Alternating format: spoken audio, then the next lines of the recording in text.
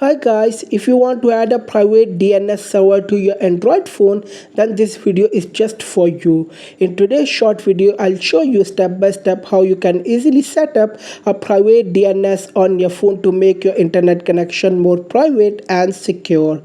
So without wasting any time, let's get started. First, open the settings app on your phone. Now go to network and internet. On some phones, it might appear as connection or SIM and network, so don't worry if the name is a little different. Next, tap on private DNS.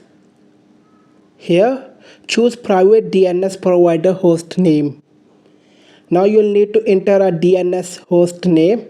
You can use any of the following. For Google DNS, type dns.google.